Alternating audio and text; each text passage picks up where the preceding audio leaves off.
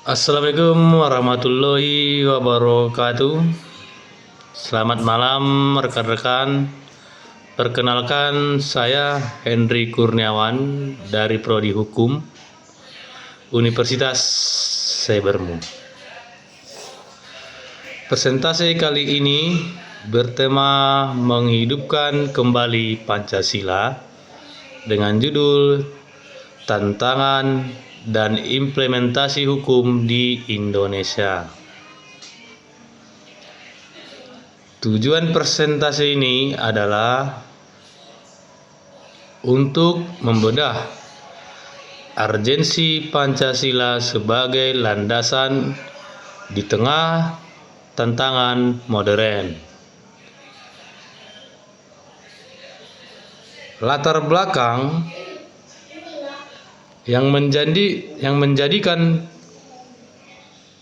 pentingnya kita untuk membedah masalah ini adalah: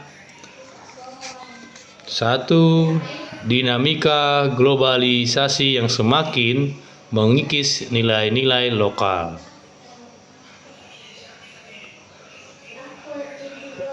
Globalisasi memang sering dipandang sebagai pedang bermata dua bagi eksistensi ideologi Pancasila.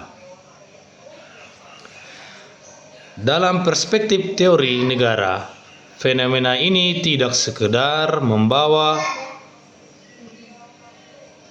pertukaran barang atau informasi, tetapi juga pertukaran sistem nilai atau value system yang seringkali berbenturan dengan fondasi filosofis Pancasila.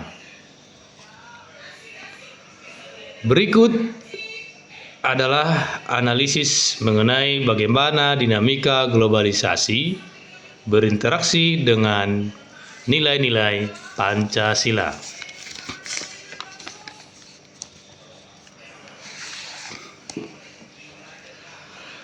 Satu, pergeseran dari kolektivitas ke individualisme atau sila kedua dan ketiga. Salah satu dampak paling nyata dari globalisasi adalah masuknya budaya liberalisme yang mendewakan kebebasan individu secara absolut.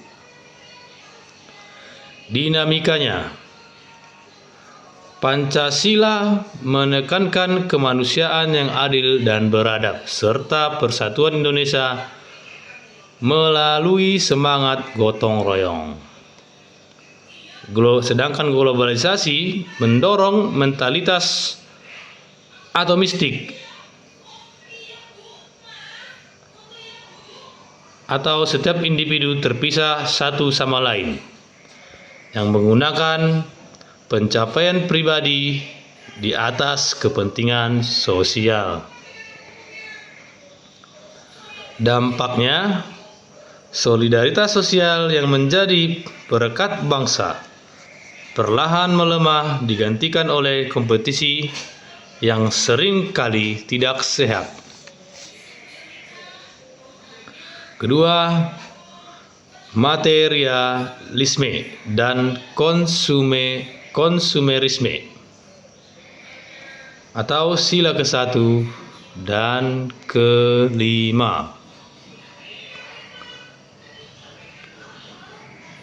Globalisasi ekonomi berbasis neoliberalisme seringkali menempatkan pertumbuhan ekonomi dan akumulasi modal sebagai indikator kesuksesan tertinggi.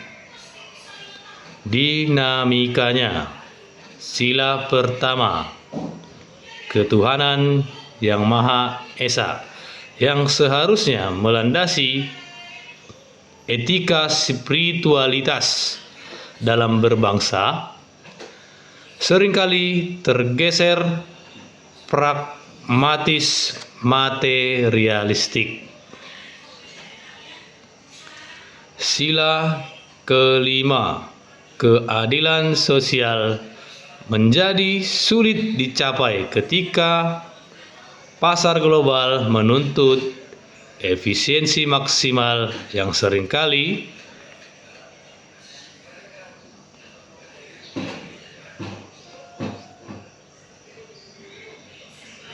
mengabaikan perlindungan terhadap kelompok rentan. Dampaknya, terjadi ketimpangan yang semakin lebar karena standar sukses masyarakat kini didefinisikan oleh standar hidup global yang bersifat konsumtif, bukan oleh kualitas kehidupan yang berkeadilan sosial. 3. Krisis identitas dan uniformitas budaya, atau sila ketiga. Globalisasi cenderung membawa global culture yang homogen, sebuah proses yang sering disebut sebagai McDonaldisasi atau westernisasi.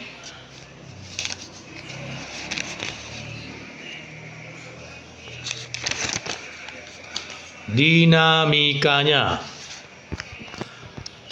Sila ketiga, Persatuan Indonesia membutuhkan akar budaya yang kuat.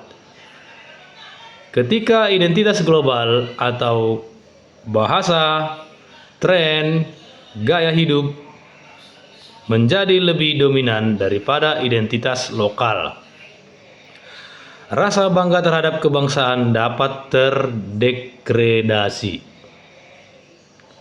Dampaknya, munculnya krisis identitas di kalangan generasi muda, di mana nilai-nilai luhur Nusantara dianggap kuno jika tidak sejalan dengan tren global terkini. 4. Tantangan deliberasi politik, atau sila keempat. Prinsip kerakyatan yang dipimpin oleh hikmat kebijaksanaan dalam permusyawaratan perwakilan menuntut dialog dan konsensus. Dinamikanya. Globalisasi digital menciptakan ruang gema atau sering disebut echo chambers di media sosial. Algoritma global cenderung memperkuat polarisasi daripada musyawarah. Dampaknya, pola demokrasi deliberatif yang menjadi ciri khas Pancasila terancam oleh budaya politik yang instan, emosional, dan berbasis kebencian identitas yang dipicu oleh narasi-narasi global yang masuk tanpa filter. Dinamika ini adalah sebuah tantangan dialektis. Pancasila perlu terus diuji dalam diskursus publik agar tetap hidup dan tidak hanya menjadi teks sejarah.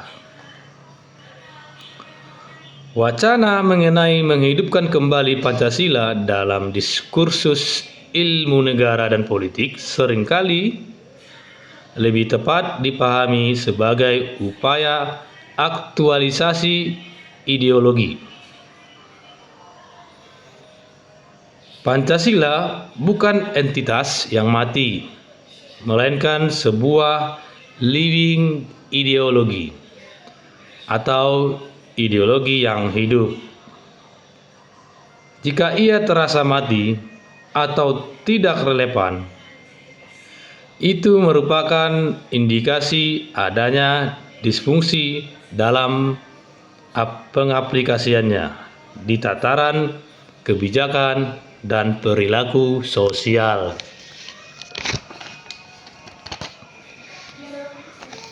Berikut adalah beberapa kerangka teori yang menjelaskan mengapa revitalisasi atau aktualisasi Pancasila menjadi krusial dalam sebuah negara. 1. Teori filosofis Grundslag atau foundational philosophy diperkenalkan oleh Soekarno, presiden pertama kita. Teori ini menyatakan bahwa setiap negara harus memiliki fondasi filosofis yang mendalam sebelum membangun suprastruktur politik dan hukum. Tanpa filosofis Grundslag, sebuah negara hanya akan menjadi kumpulan aturan teknis tanpa jiwa.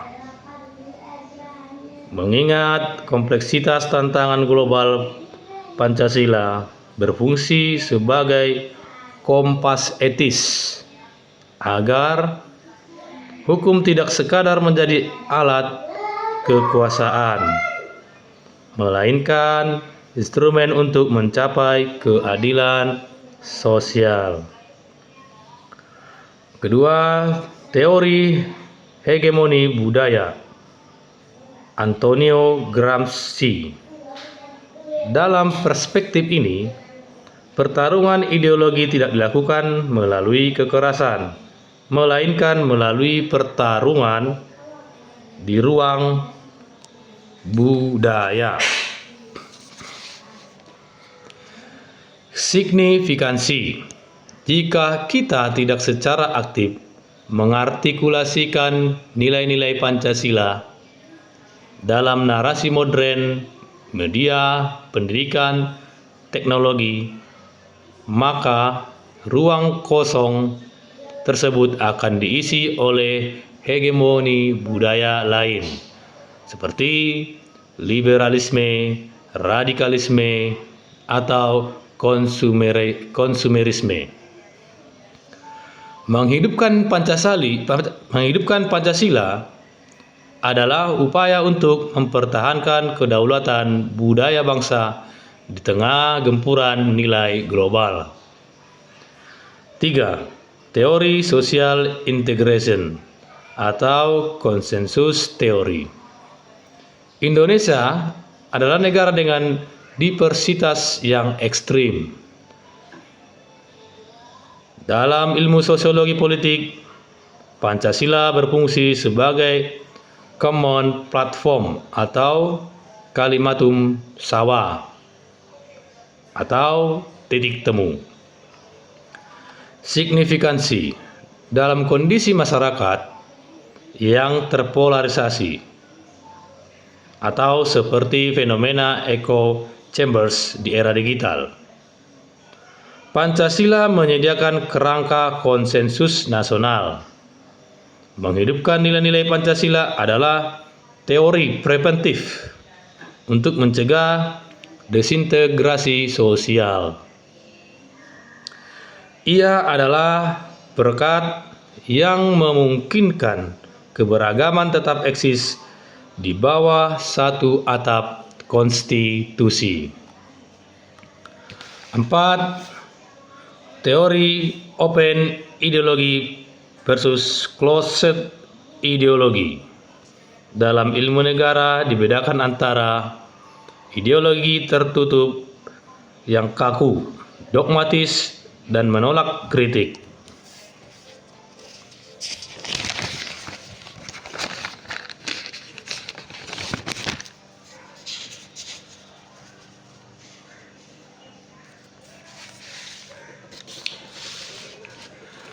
Dengan ideologi terbuka yang mampu berinteraksi dengan zaman.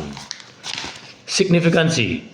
Pancasila adalah ideologi terbuka. Pentingnya menghidupkan kembali di sini berarti melakukan reinterpretasi nilai dasar agar relevan dengan tuntutan zaman tanpa mengubah substansi. Teori ini menekankan bahwa Pancasila harus bersifat dinamis. Jika ia dianggap kaku, maka ia akan ditinggalkan oleh generasi baru. 5. Perspektif Rechtsstaat, negara hukum yang Pancasilais. Meriam Budiarjo dalam banyak pemikirannya menekankan bahwa negara hukum Indonesia tidak bisa dilepaskan dari nilai-nilai ketuhanan dan kemanusiaan. Signifikansi menghidupkan Pancasila dalam ranah hukum berarti memastikan bahwa setiap peraturan harus memiliki basis moral. Artinya, hukum tidak boleh hanya mengejar kepastian hukum atau Rechtssicherheit atau kemanfaatan Zweckmaßigkeit, tetapi harus tetap berpijak pada keadilan atau Gerechtigkeit yang berlandaskan sila-sila Pancasila. Analisis fenomena hukum tumpul ke atas, tajam ke bawah adalah salah satu kritik paling tajam, namun paling akurat terhadap realitas sosiologi hukum dan sistem peradilan kita. Frasa ini menggambarkan sebuah anomali paradoksal. Hukum yang seharusnya menjadi instrumen keadilan yang buta ataupun blind justice justru memiliki mata untuk melihat siapa yang sedang diadili. Tumpul ketika dihadapkan pada kekuasaan atau kapital, namun sangat represif dan presisi ketika berhadapan dengan masyarakat kelas bawah. Berikut analisis dari paradigma ilmu Pancasila mengenai fenomena tersebut. 1. Sila ke-1, ketuhanan yang Maha Esa, dan sila kedua, kemanusiaan yang adil dan beradab. Analisis moral. Sila pertama menegaskan bahwa hukum di Indonesia memiliki dimensi transendental. Penegak hukum yang berketuhanan seharusnya memahami bahwa mereka bertanggung jawab tidak hanya kepada negara, tetapi kepada Tuhan atas setiap ketidakadilan yang mereka lakukan. Analisis kemanusiaan. Sila kedua menuntut keadilan dan adab. Fenomena hukum yang diskriminatif mencerminkan krisis adab. Ketika hukum digunakan untuk menekan si lemah, sementara si kuat dibiarkan melenggang, negara telah gagal memanusiakan manusia. Ini adalah bentuk dehumanisasi hukum, di mana hukum diposisikan sebagai alat intimidasi, bukan alat perlindungan harkat manusia. 2. Sila ketiga, Persatuan Indonesia. Analisis integrasi. Persatuan Indonesia dibangun di atas rasa kepercayaan kepada negara. Jika hukum dirasa tidak adil secara sistemik, rakyat akan kehilangan rasa memiliki atau sense of belonging terhadap negara. Dampaknya, ketimpangan hukum adalah katalis utama desintegrasi. Sila ketiga terancam ketika masyarakat merasa bahwa negara ini bukan milik bersama, melainkan milik kelompok yang berkuasa. Hukum yang tajam ke bawah menciptakan luka sosial yang bisa menjadi api bagi perpecahan. 3. Sila keempat, kerakyatan yang dipimpin oleh hikmat kebijaksanaan. Analisis demokrasi. Hukum seharusnya merupakan manifestasi dari hikmat kebijaksanaan. Fenomena hukum tajam ke bawah menunjukkan matinya kebijaksanaan tersebut, digantikan oleh kepentingan pragmatis dan transaksional. Perspektif kedaulatan. Sila keempat menempatkan rakyat sebagai pemegang kedaulatan. Ketika hukum tumpul ke atas, itu berarti kedaulatan telah dijual kepada pemilik modal atau pemegang kekuasaan. Ini adalah deviasi total dari cita-cita permusawaratan yang kepentingan publik di atas segala-galanya. 4. Sila kelima, keadilan sosial bagi seluruh rakyat Indonesia. Analisis teleologis. Sila kelima adalah tujuan akhir atau telos dari seluruh sila sebelumnya. Hukum tumpul ke atas, tajam ke bawah adalah antitesis ataupun lawan mutlak dari sila kelima. Eksistensi negara. Dalam paradigma Pancasila, negara didirikan untuk mewujudkan keadilan sosial.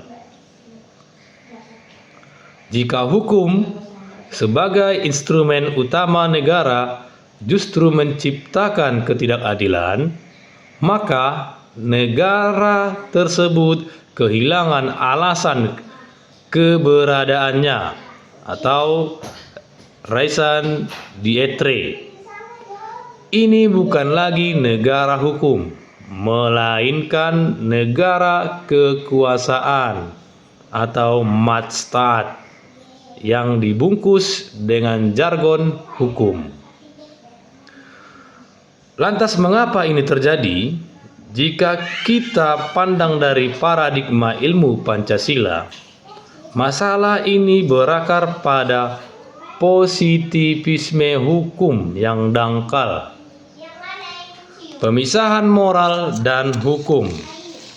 Selama ini, aparat kita cenderung memisahkan hukum dari moralitas, atau hukum hanya dipandang sebagai teks undang-undang yang kaku.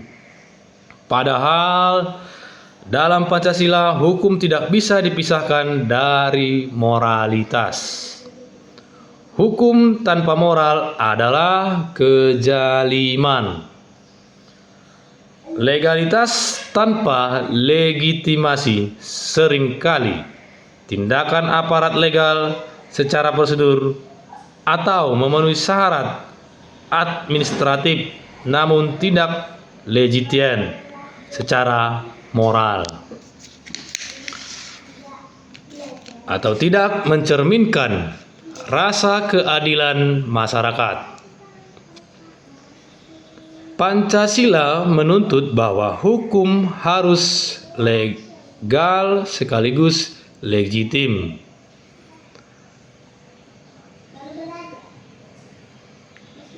Nah, tibalah kita kepada tahap kesimpulan. Tantangan bagi kita sebagai mahasiswa, jika kita melihat fenomena ini dari paradigma Pancasila, maka kesimpulannya adalah hukum kita saat ini sedang mengalami kekosongan jiwa. Pancasila sebagai statis filosofis atau bintang pemandu tidak lagi menjadi filter dalam pembuatan maupun penegakan undang-undang. Solusi yang ditawarkan ilmu Pancasila bukan sekedar merevisi undang-undang perbaikan teknis, melainkan reideologisasi aparatur penegak hukum. Artinya, penegak hukum harus kembali ditempa bahwa 1. Hukum adalah alat keadilan, bukan alat kekuasaan. 2. Keadilan adalah hak dasar kemanusiaan, bukan hak istimewa bagi yang mampu membayar. Sekian paparan dari saya. Kurang lebihnya saya memohon maaf. Saya ucapkan terima kasih.